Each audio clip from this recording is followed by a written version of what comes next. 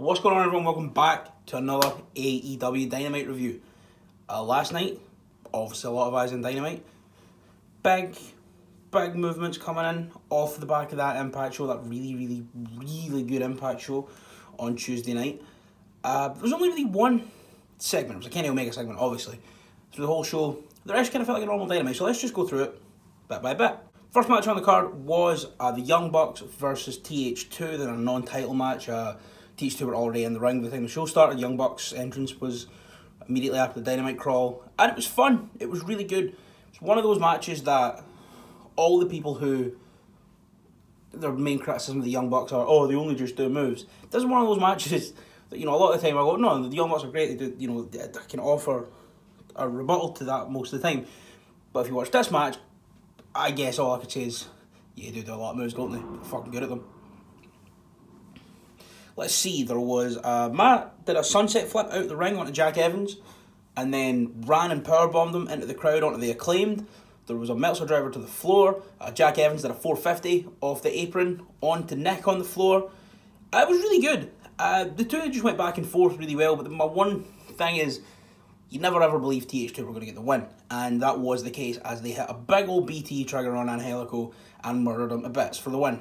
After the match, then the Acclaimed jumped the barrier, looked like they were going to get involved, but SCU, Frankie Kazarian, and head of talent relations, Christopher Daniels, came out to cut them off at the pass, although Daniels was not carrying a chair this week, so his talent relating's getting better and better. Maybe he's been hanging out with Frankie Kazarian, who, as we all know, needs anger management classes. MJF was in backstage cutting a promo about his bare pinky, as he's lost the Dynamite Diamond Ring to Orange Cassidy. And he just talks about how, you know, that ring had become a part of him and how he elevated the status of Dynamite by having this ring, and just talked about how he's the best in the world. It was a really good MJF promo. Went for like 90 seconds. Wardlow was behind him. Didn't blink till around 83 seconds into the promo. It was mesmerising. It was honestly incredible from Wardlow. But it was just a standard MJF promo, and those two will be wrestling in the main event tonight for the Diamond Ring. It was in like a video promo of Darby Allin in a therapist's office, given Rorschach tests. And they're talking about everything. It's like intercut with footage of Darby stood in front of a car that's on fire, obviously. And it's all black and white, but the fire from the car is in colour, and that looked really cool. But yeah, the guy was just pulling out, he was like, what do you think of when you see this? And it was the outline of Ricky Starks, and then it was the outline of Will Hobbs, and it was the outline of Brian Cage. And then it was just Sting's face on one, and Darby just kind of smirks and looks at the camera. And speaking of Sting, the next segment was Sting in the ring with Tony Schiavone.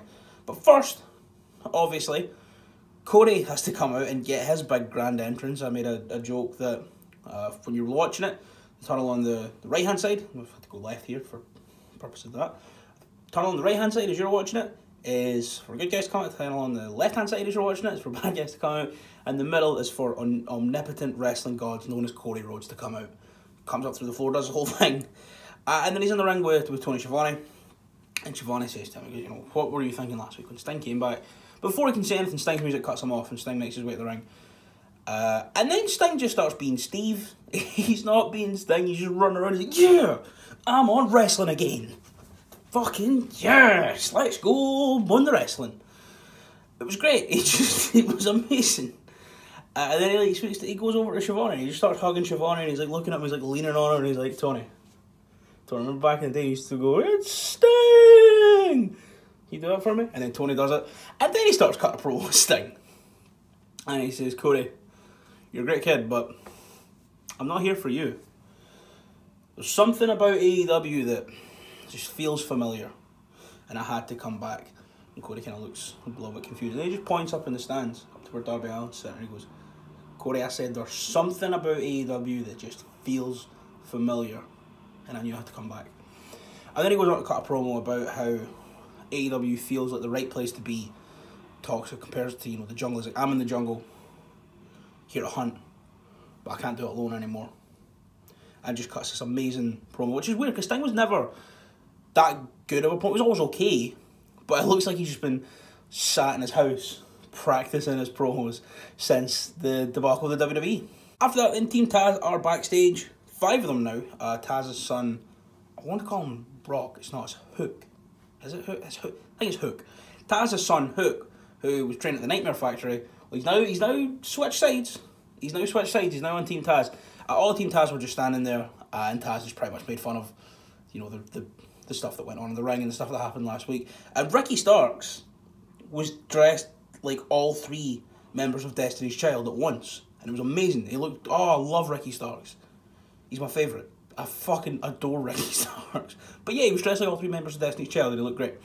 But yeah, Taz just cut a promo making fun of Sting, and it looks like, you know, this will be the first big test. We'll have a Taz will lock someone in a Taz mission, he'll lock someone in a Scorpion Deathlock. It'll be fun. I got another tag team match. FTR took on the Varsity Blondes, a team of Griff Garrison and Brian Pillman Jr. And this match was actually really good. I love Griff Garrison. I really, really like Brian Pillman Jr., obviously. Fucking love his dad. Love the 2 of them, but I've not been watching Dark, so I've not seen them wrestle that much. Obviously, I love FTR. And this match was great. No big, high-energy spots to relay. There was one point, though, that Griff Garrison was like running and hitting splashes in the corner, and he was jumping from closer to the halfway point of the ring than he was the corner, and just like clearing it with no bother whatsoever. Griff's a freak, man. I love Griff. But in the end, FTR were able to pick up the win with a shatter machine on, I believe, Brian Pillman for the win. After the match, they went out of the ring, and they just started winding up Jurassic Express. So that's the next feud we'll be getting, and that'll be fucking fantastic. Alex Marvez was in the bar in Daly's Place next, interviewing Hangman Page in a shirt that kind of looked like the Phoenix Sun City jersey. Just this like shirt. It was like a bottom half of it black, and the top was like white, and in the middle it had like yellow and blue and red like strips, and then it had like the outlines of characters and shit. Just the most Hangman Page shirt you could ever find. I wonder if that's what he does with his TNT money. He just goes into like thrift shops and like wherever, and he buys like 20 shirts, and he's just got like 4 wardrobes just full of these shirts. That's what I'd do. But he's saying, you know, next week there's a match happening with Matt Hardy and Private Party, and he needs 2 partners. Just as he says it, the Beaver Boys, John Silver and Alex Reynolds, come up from behind the bar a little bit like this, but really slowly, wearing small cowboy hats, and they're like, "Howdy, partner!" And they just look at him and they're like, we can do it, we can be partners. And he's like, if a team we doesn't mean I'm joining the Dark Order, like, no, it's just 3 handsome friends in a tag team match, Adam, just 3 best friends, handsome friends. And then he looks at them and goes, how long have you been behind this bar? And they're like, since last Wednesday. Yeah, I've been here since last Dynamite. We're just assuming you'd show up at one point or another. And they were right. They got him 7 days later. So next week we'll be getting Matt Hardy and Private Party versus John Silver, Alex Reynolds, and Hangman Page. The first half of the show, or up to now rather, was really good, I thought. But now after some weird stuff happened after. It started here. Dustin Rhodes took on 10 Preston fans of the Dark Order now in just a really quick match. Nothing of note happened. They went outside. Aaron Solo got involved for some reason. Back in the ring, and Dustin won off of like a bulldog or like a crossbody thing after like under 3 minutes. It was weird. There was no real reason to have this match. It was fine, I guess. But after the match, it was saved by Evil Uno, who got in the ring, and he said, you know, Dustin, think about this. You're the 3rd most important Rhodes in this company. Join the Dark Order. You could be 7. Good callback. And he holds his hand up. And then Dustin kind of looks at him and just goes like that. Holds his hand up and just fucking bitch slaps Evil Uno. And as the rest of the Dark Order like try and like swarm the ring, Evil Uno just calls him off, and he just goes, nope. He will see the light eventually. He will see that no one estimates his importance as much as we do, and he'll come crawling back. And then they leave the ring without jumping Dustin. And I would really like to see Dustin Rhodes wrestle Stu Grayson, or Evil Uno, or John Silver, or Alex Reynolds. Just any of them, really. I'd like to see him in 10 get a proper match as well. We then cut to a pre-taped interview with Tony Schiavone, sat on what looks like a big chair for a normal man. It's probably cool for where this is going. And he goes, I'm joined here with Brandy Rhodes, Chief Brand Officer of All Elite Wrestling. And on the other side of me is 4-time NBA champion, 15-time NBA All-Star. He lists off a load of Shaq's accomplishments. He's like, it's Shaquille O'Neal. And then Brandy's like, really, Tony? I just get one? He gets 7 nicknames. Okay, cool. It's whatever. It's fine. It's whatever. It's cool. But Shaq, like I said, Tony is sat in what looks like a big chair for a normal person. Shaq looks like how I would look trying to sit in like a child's booster seat. It's amazing. And Brandy's there with her arm in a sling because Jade Cargill broke it in the chair last week or the week before. And Shaq just says, look, Tony, I'm really happy to be here, Brandy. You know, it's good to be here in AEW. I am a big fan of Jade Cargill. I've known her for a long time. I want to see her succeed, but I can't get on board with what happened to your arm. So, sorry that happened, Brandy. And they have like a little sort of a wee chat, and Shaq's like, look, I'm, you know, made fun of Cody on Twitter, but you know, it is what it is. It's fine, we're all here. Tony says, would you like to see yourself wrestle Cody on Dynamite? And Shaq goes, I'd love to wrestle Cody on Dynamite. So it looks like we're just going to get it on probably Beach Break, the sort of pay-per-view quality Dynamite in between now and Revolution, which I think is a good place to have it. So I'm assuming it'll be happening on Beach Break next month. And then Brandy like gets up to leave because Shaq says something that's pissed her off. And then Shaq's like, you know, Brandy, maybe when you're on the shelf you can actually watch Jade Cargill. You might not like her, but maybe you could learn a thing or two. At which point she calls him an overgrown asshole and throws a drink on him and storms off. And then he just looks at the camera with the same face he made when he ate that really spicy chicken wing on Hot Ones. It was amazing. Fantastic segment. Then get the Inner Circle ultimatum. Can they get on or will they break up? Chris Jericho's coming out in a red and black patchy jacket with a few orange spots. And I just made the joke of it all. That's the unwashed orange jacket that's just got out of hand with a Raw. And honestly, with Chris Jericho, it might be because he's fucking mental. But they all get in the ring, except Santana. Santana's not there. And Jericho's got the mic and he just says, you know, we need to work this out. You know, Sammy doesn't like MJF. Hager doesn't like Wardlow. I mean, we've all pissed Santana off. He didn't even show up to work today. He keeps talking. And then Max goes, Chris, may I have a room for a second? He keeps talking, it's just whatever. And then Sammy just goes like, shut up, man, stop talking. And he's like, we all saw what happened last week. And Max was like, wait, what do you mean, Sammy? You were going to throw in the title for Jericho. And Chris goes, Max, we've been over this. In this company, we watch back the footage. We all know what happens. We watched it back. I saw you, you came down, you held the towel up high. And then Max goes, oh, Chris, buddy, no may look like that, but I held it up here to wipe some sweat off my forehead. And then Sammy grabbed it off me, obviously. And Sammy cuts it off. And he just says, look, Chris, I want to make this work as much as anyone. But Max has one more chance. And if you won't kick him out, I will leave. Max has one more chance, and I'm gone. And then there's some tension. And then Jericho, before they can do anything, Hager grabs me and he goes, I got something to say. He points at Wardlow and he goes, why the hell does this guy keep staring at me? And Wardlow grabs me and goes, staring at you! You've been staring at me. All you do is stare at me. And Jericho, they're like, I could stop staring at you any time. And Jericho's like, okay, stop staring at each other then. And they turn this way and face hard cam. And the pair of them are like that. It's amazing. It was so good. Then right at the end, Jericho goes, one thing, as the Inner Circle, we need to show solidarity. So tonight, we'll be there with Max in his corner in the main event. Before we go, let's flip off the world. 6 of them? Yeah, 6 of them. All just in a circle. just all put their middle fingers in. It was great. Really good segment, really fun. The Wardlow and Hager stuff, brilliant.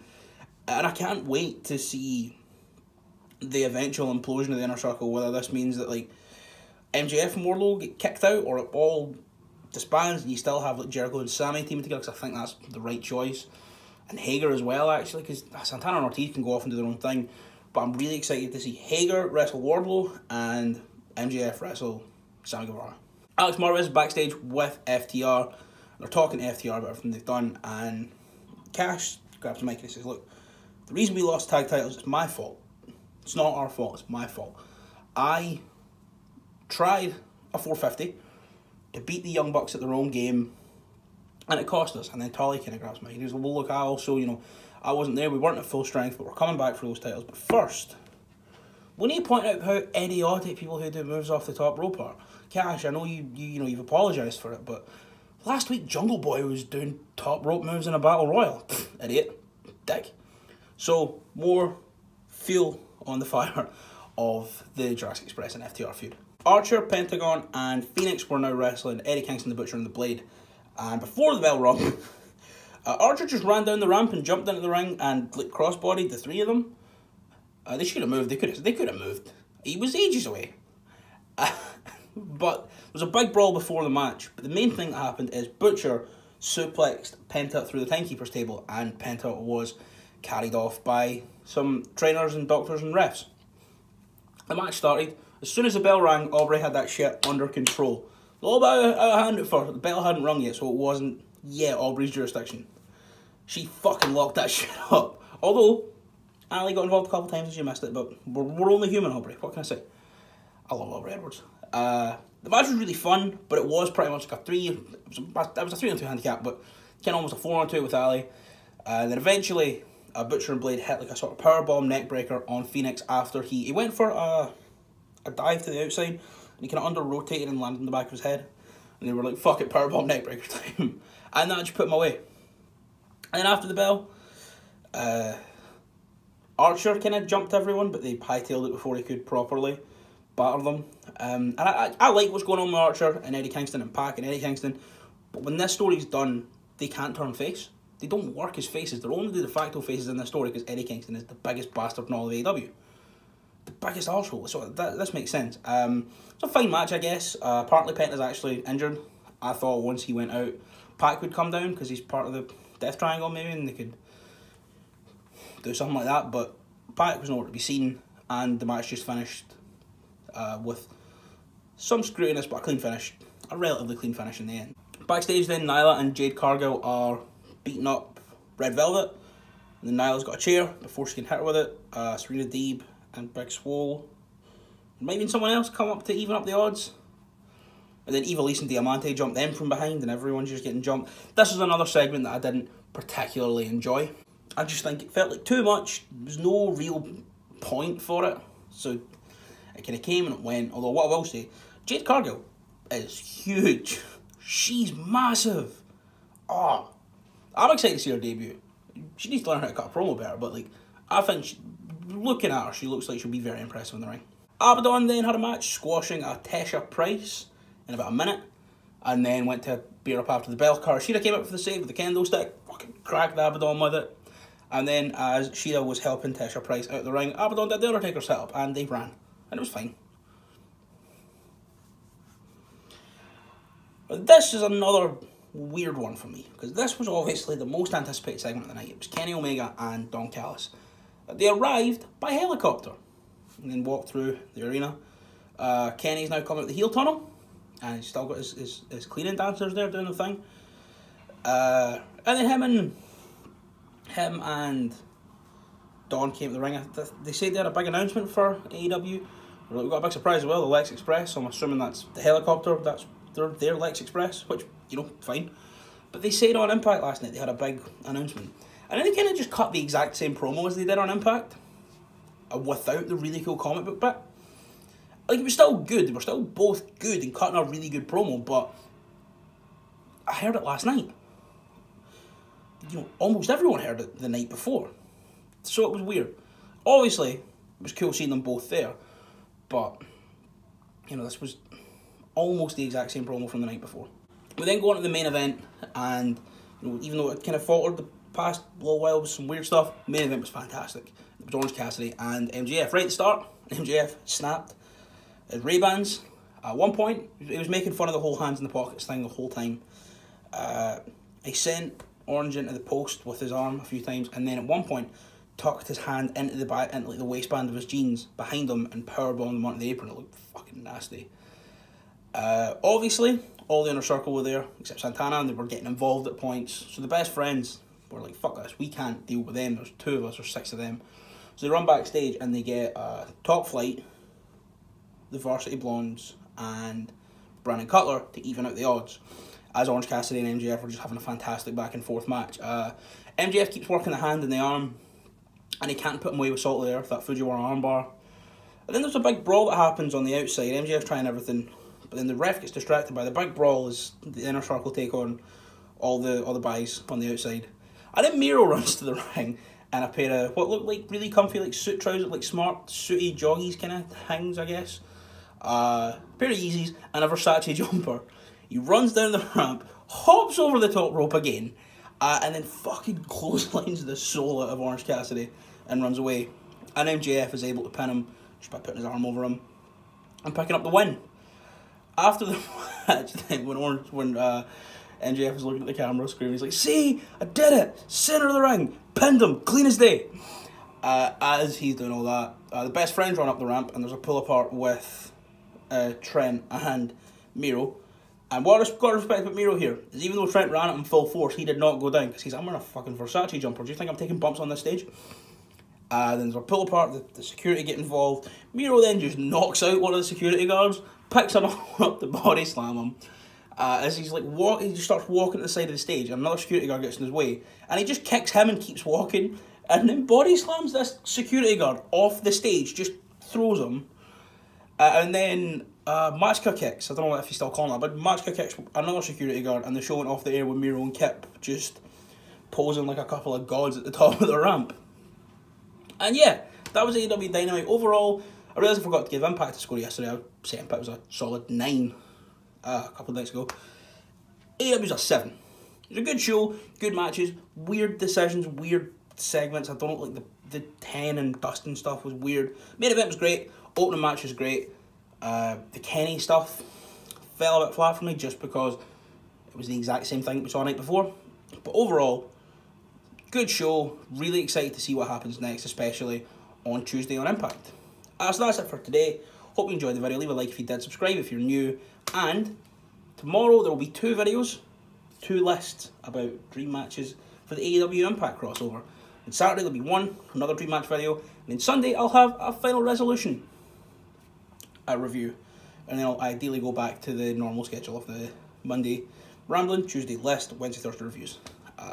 So yeah, I'll see you next time.